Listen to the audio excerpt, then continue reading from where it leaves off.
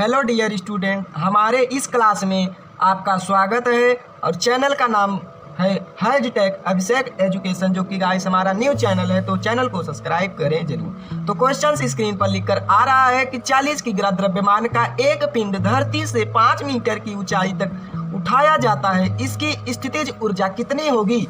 एक क्वेश्चन ए कह रहा है, फिर अगला वही में कह रहा है कि यदि पिंड को मुक्त रूप से गिरने दिया जाए तो जब पिंड ठीक आधे रास्ते पर है उस समय इसकी गतिज ऊर्जा का परिकलन कीजिए, क्योंकि इसमें जी का मान आपको दिया है 10 मीटर प्रति सेकेंड स्क्वायर, क्योंकि यह गुरुत्वीय त्वरण का मान होता है। पहले सबसे आप क्वेश्चन में लिख लीजिए कि इसमें दिया क्या है, तो दिया है तुम्हारा 40 किग्रा द्रव्यमान, पिंड का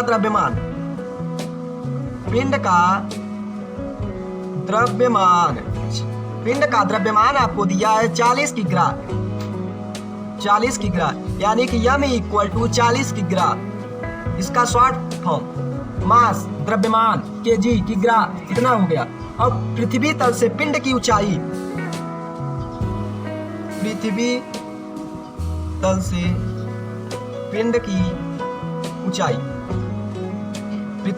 पिंड की ऊंचाई आपको कितना दिया है 5 meter, h equal to 5 meter. Guys question को समझते रहिए दोस्तों, स्टूडेंटों, सब लोग क्वेश्चंस को समझते रहिए, क्योंकि क्वेश्चंस को समझेंगे नहीं तो लगाएंगे कैसे। तो चलिए ठीक है, अब सूत्र लगाते हैं। इसमें जी का मान भी दिया है 10 मीटर प्रति सेकेंड स्क्वायर, इतना हो गया। अब पिंड की स्थितिज ऊर्जा का एक फार्मूला होता है, आपको हिंदी में सब लिखकर बता रहे हैं, डायरेक्टली लिखेंगे तो आप समझ नहीं पाएंगे। पिंड में स्थितिज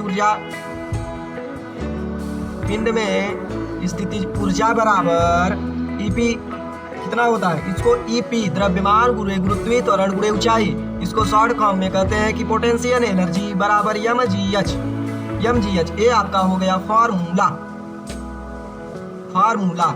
ईपी बराबर आपका m का मान दिया है 40 किग्रा, जी का मान 10 दिया है और h का मान 5 दिया है, तो आपको 40 धामा 400 400 पंचे 2000 इतना आ गया 2000 जूल।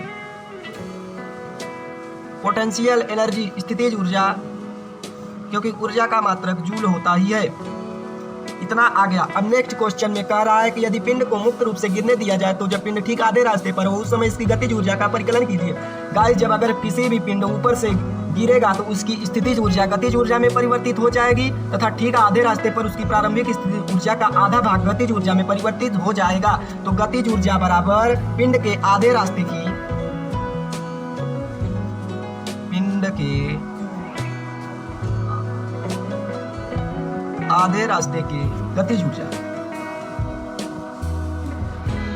गतिज ऊर्जा बराबर प्रारंभिक स्थितिज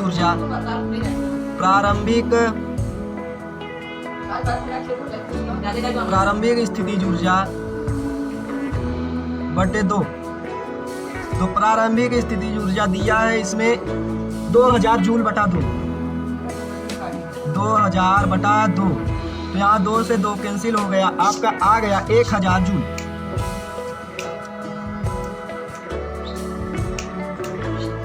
अतः जब पिंड आधे रास्ते पर होगा तो उसकी गतिज ऊर्जा 1000 जूल होगी। आंसर आ गया।